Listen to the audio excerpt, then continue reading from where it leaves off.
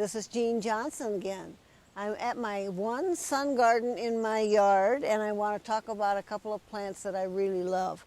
Daylilies were one of my first loves because they're easy. You can see the almost white one there, which is Forsyth White Cloud. It has a ruffly edge and a pale yellow on the inside. There are some more we'll get to a little farther down the line. This is one that is closing. This was yesterday's bloom, and they don't particularly care for the cool nights right now. But I'll tell you, when you're looking for daylilies, if you see something that says they have good branching, this is a perfect example of that. See how this comes up and has buds on it? Over here, this has buds on it. This bud is probably about 2 days away, as is this one here. But each of these little buds, unless they get knocked off for some reason, are going to open, and this plant is just full of them. So I will get a lot of very, very beautiful flowers. Some of the older ones do not. Number one, the plant isn't down close to the foliage, and number two, they don't have good branching, so you're not going to get as many flowers. In the back here, in an effort to get other colors, I have, white daisy, and that's Daisy Becky. I couldn't grow daisies for a long time. I'd have them out here, and they'd be here 1 year, and they'd go through winter, and the next year they wouldn't be around. So one of the people that I work with said, Jean, try Becky. They do very well, and they do. And they spread different places, but you know, even if it's a plant, you can pull it out if you don't want it there.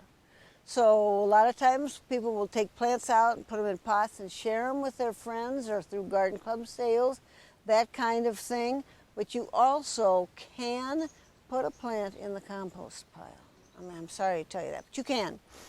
Next to the daisy is a plant that I moved up here from Minneapolis. I have grown perennial salvia for years and years.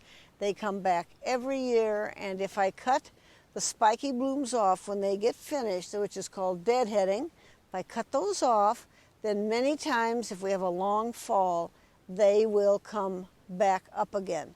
Above them are some weird-looking, tall, scraggly annuals. Those are called Verbena bonariensis. When this flower bed, when these daylilies are all finished, the lilies are finished, the daisies are about finished, those annuals will be up going back and forth in the wind, and both the hummingbirds and the butterflies just love them. I had a customer who planted them, and when her 4-year-old went out and saw them in her garden, came back saying, Mama, the fairies are in your garden. That's what he called her hummingbirds.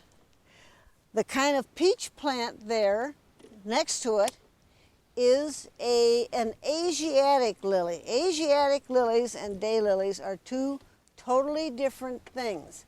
As you can see by looking at those lilies, it's kind of, it's not too hard. If you can see the foliage going down from the stalk, it has little leaves coming out on every side of the stalk. Daylilies don't. The stalk is plain, and the foliage looks like grass. A daylily underneath is a root kind of thing that spreads out. The Asiatic lilies, are more of a bulb.